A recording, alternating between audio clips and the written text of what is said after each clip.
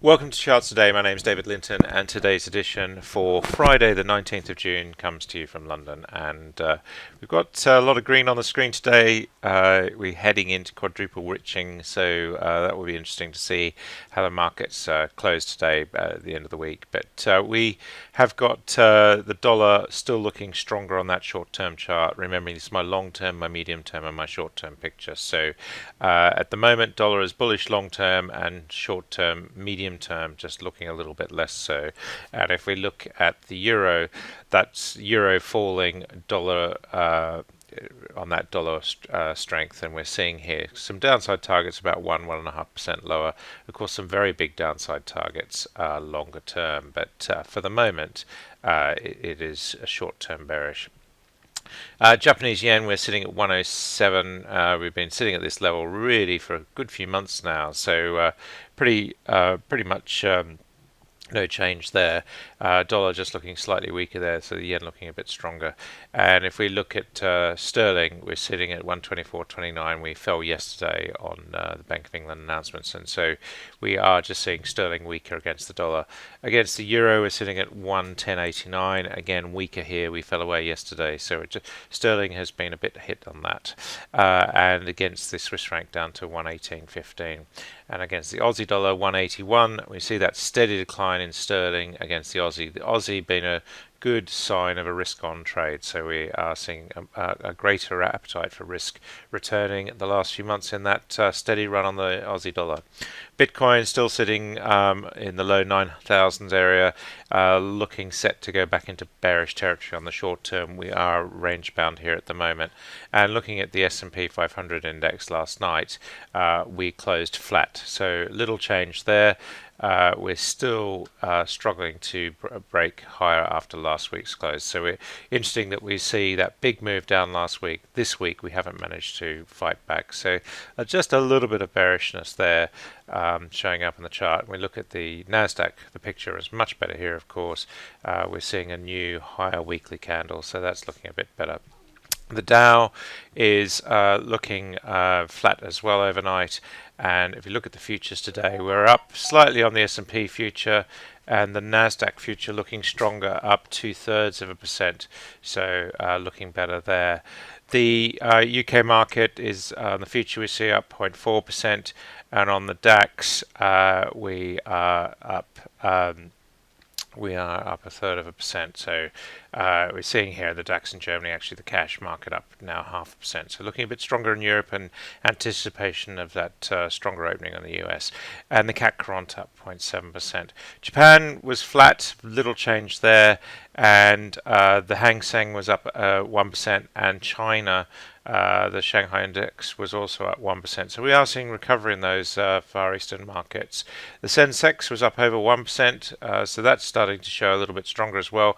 And finally wandering out of the cloud on the medium-term daily chart, which most other markets have already done, and the Aussie market flat, but it has had quite a big bounce this week. So we saw that bounce there a few days ago. We've really ended the week in a better place than we started.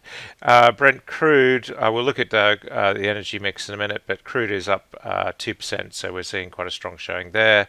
And gold up 0.5%, just edging higher, sitting at $1,730, so we're just edging higher on gold, and that's looking stronger as well.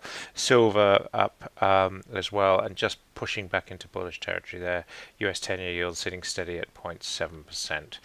Just looking at the tech majors, Apple pushing to new highs, Amazon also just pushing to new highs. We see that on the weekly candle there, and Google also not quite at the same level, not managing new highs yet, and Microsoft just again pushing higher. So Apple, Amazon, and Microsoft, a third of the Nasdaq 100, looking pretty bullish.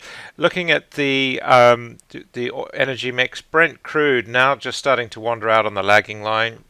All we need to do is just hold these levels using the 3-bar rule. I'd like to see 3 days above this 41 level, 42 level, so that's quite key.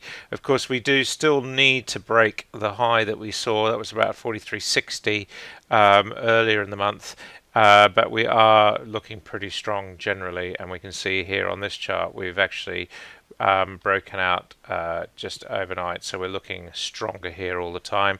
Not many short-term upside targets. We've got 1 to 43.20 on the 60-minute chart. We do have a few more: 42.41, 43.47. So we are seeing as much as 3.5% upside. If we can break higher today, we activate a big target to the 61 mark. We've got one already to $54. So really looking like quite a strong recovery. Looking like crude will return to the levels that we saw pre-crisis, back into this 50s level once we've broken this level convincingly. Looking at WTI, 39.74, and again pushing above the cloud there. We do have short-term targets. We're nearly at those levels. Medium term, we do have $40, and of course $40 psychologically will be important. We've got 41.90 as well. So it does look like the oil markets are looking pretty strong. US NatGas hasn't had a very good week at all. We see here that we just started the week with big falls. And that's shown up in the 60-minute chart. We are just seeing a little bit off the bottom. We did find support at that 160 level for NatGas, so looking a little bit better. We have a target to 167 if we can break higher.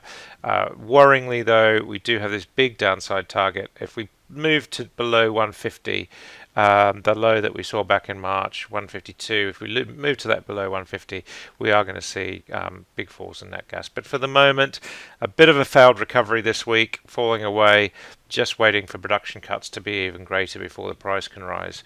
Coal is down 0.25%, and that's still just holding on to the gains that we saw earlier in the month, but it's just entering bearish territory, hitting some resistance there.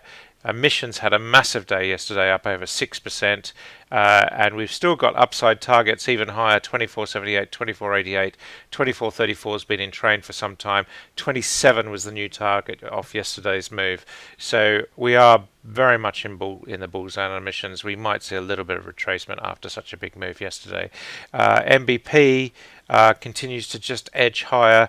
This is a recovery story. We made the high, the lower high, and the higher low, and now making the higher high.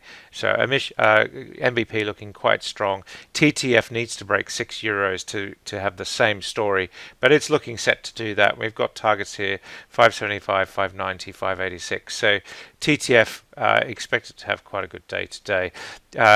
Winter gas not looking as strong, and we're down 1.5% here. The trend's still very much down there. German power, our call this week has been that German power is breaking the trend to new highs.